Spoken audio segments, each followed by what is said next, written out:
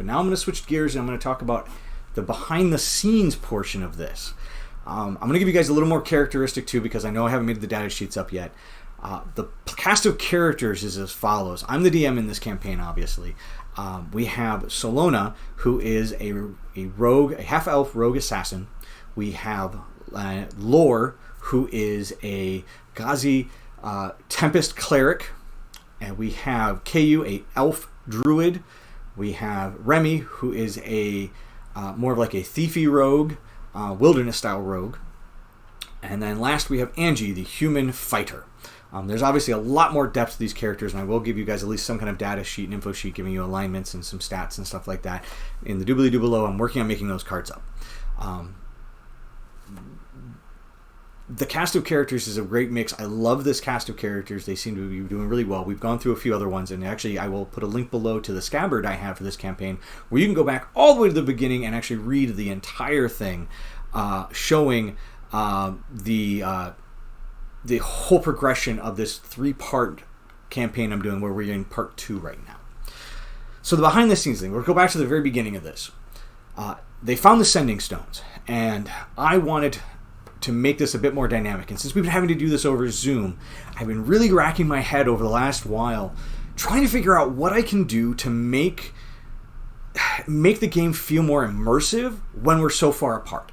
I really love using like the battle maps and tactical combat and everybody involved where you actually can see stuff. I love to role play things out when we're at the table, and a lot of that's missing now. I mean, yeah, I'm still using the battle maps, and I will probably throw up some more pictures of the battle maps eventually, showing you guys what I use. But it's with a camera now, and everybody has to tell me how to move their characters and stuff, and there's really a disconnect still, I feel, when we're doing Zoom. So I was really racking my brain trying to find a way, how can I make this still more immersive?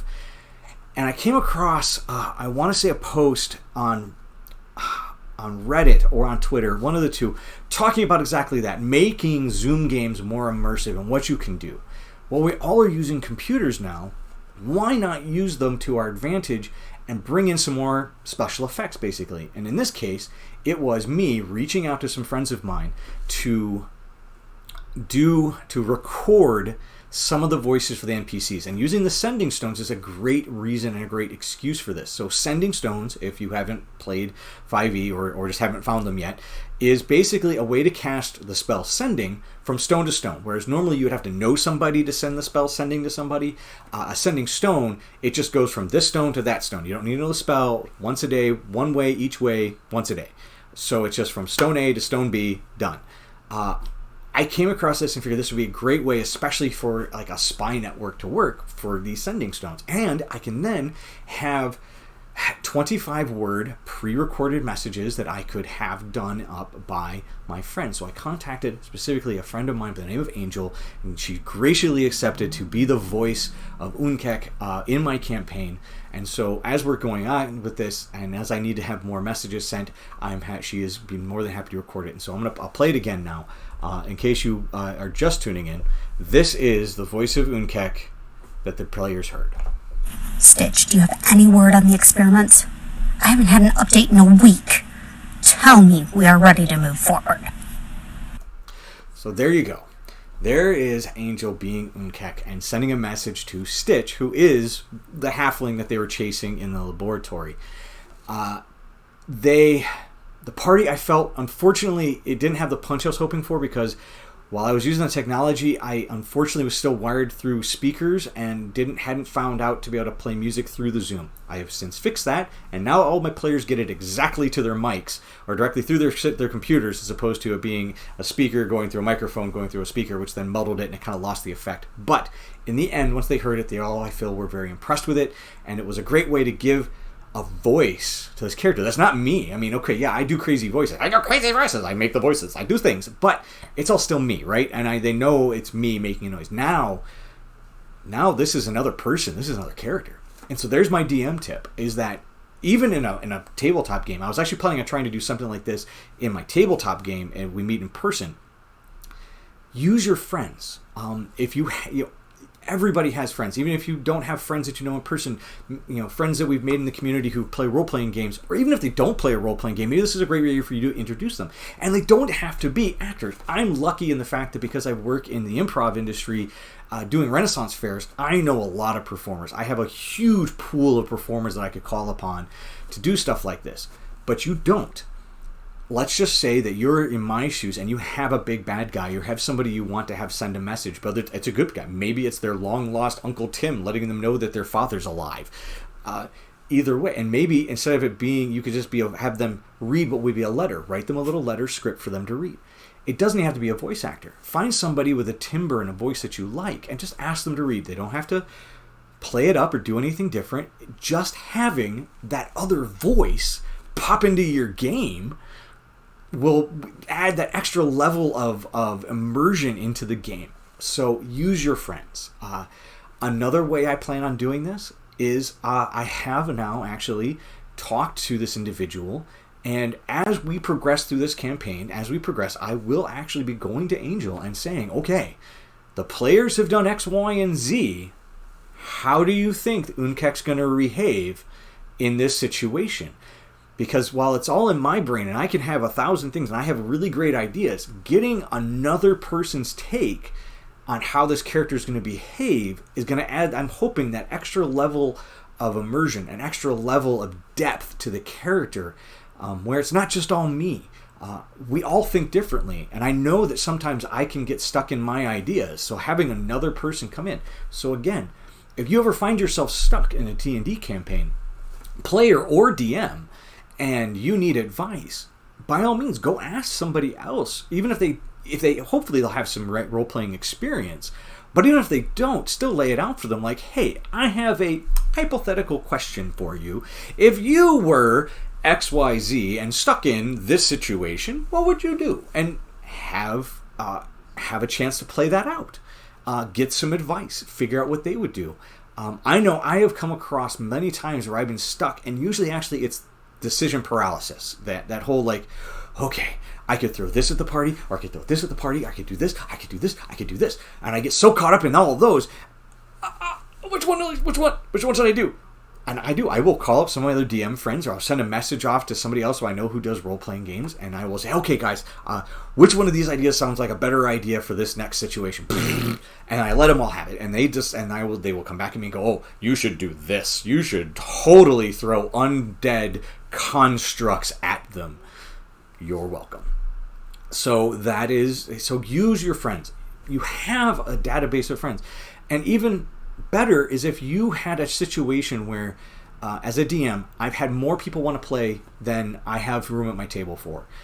This is a way for those people to actually be part of my table without actually having them be a player. I can still reach out to them, use them as that database, and it still makes them feel like they're kind of part of it, even if it is like a satellite. And I've yet to ask any of my friends for that kind of help without... And they never have turned me down. Maybe they've been like, okay, I'm working on this project right now. I can get back to you in 2 days. Cool. I'm fine with that. That's beautiful. The one thing I will say, though, is actually going back to doing art. If your person does something like this professionally and you come to them and ask for them to do it for you for free, you're not a good person. However, if this is something they do for fun, maybe, yes, talk about it, but find a way that you still show them the appreciation for what they're doing. I have thanked my players at one side, and now I'm doing that even publicly. I'm sitting here live on Twitch and telling people that Angel, my friend, is the voice of Unkek, and I appreciate the daylights out of the messages she's already sent for me. Oh, yes, there's more coming, as well as some other ones from some previous fight people involved in this campaign. So, there's my DM tip. That's the behind-the-scenes thing that I wanted to share with you guys today. I'm always looking for other ideas of what I can share with you. I'm trying to come up with other things. I've been told, actually, the way I design campaigns is also a little backwards, so I do plan on delving deeper into that, but I hate to do that right now because there's so much more of this campaign to go, and I'd hate to give away too many surprises for the players, since a lot of them logged in and are watching this. Budding DM question then. I will say this to anybody who actually is DMing. If you have not looked at Scabbard, I didn't even know about Scabbard until recently. Check it out. Even the free version is awesome. it is an intuitive wiki for running your campaign. It's not great, but the fact that when you enter in like a session log or you enter in a character background or something, any kind of information into it, after you post it, it immediately goes through and is looking for people, places, things, and goes, is this a person? Is this a place? Do you want to add this? And it immediately allows you to go, oh yeah, Lord Thomas is totally, and you can immediately create a page for Lord Thomas and then go back and fill out the information for Lord Thomas. Well then, of course, as you fill out the information for Lord Thomas, it says, oh, Bereswell Point, is that a city? Is that a thing? Yes, make that. More information. So as you build it, it grows this huge database of people, places, things, and storyline of your campaign, which is interactive and really a great way to track it yourself, as well as allow your players to then go back and look over stuff. If they ever want, I've told my players by all means go look at the scabbard even during games if they want to, like, okay, who was the one guy we ran into at that one city, and they can go through and look at all the list of NPCs. Now, unfortunately, we've been playing for a while, and so the list of NPCs is very, very long, but they have connections. So you actually can go to like Bereswell Point and just see all the list of people who've had interactions with Bereswell Point, or that have been in or out of Bereswell Point. So it's very well done. I give them super props for it. If you would love to wait, and you can actually set things up ahead of time by making them secret. So I actually have stuff already entered that as the party finds it, I can go in and just unclick it from being secret and immediately posts to them and immediately makes all the connections and immediately starts showing up. So people's hidden family members, in this campaign, they have totally been staying up in the northern part of my continent in the Kingdom of Rattan, and the Empire, the Umbog Empire, is the southern part of the continent, divided by mountains and a big giant gateway. They've heard a couple of murmurs of things down there, but they've not seen any of it. So, but I have that already in there. Like what I've already created, what I've already written down is actually in the scabbard. I just have it secret.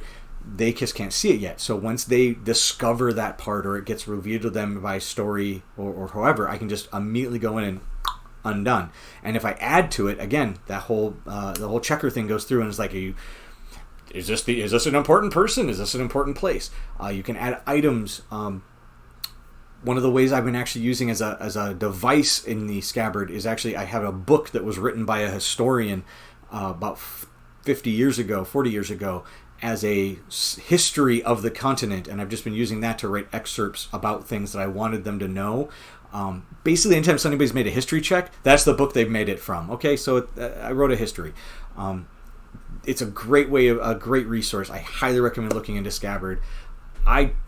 I don't know how DMs did it back in the day. I mean, I know what I did. I remember as a teenager, and I'd have just stacks of paper, and you're flipping through, and I really would slog down a campaign. I'd have to go through, and I'd pull just the pieces I think they might need, and you still, if occasionally, had to go back to your binder of your homeworld build, that you built, and go back and find things.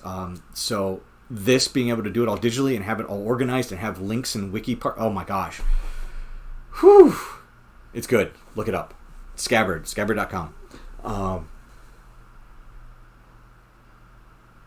Yes, we do need a small fortune in commission art.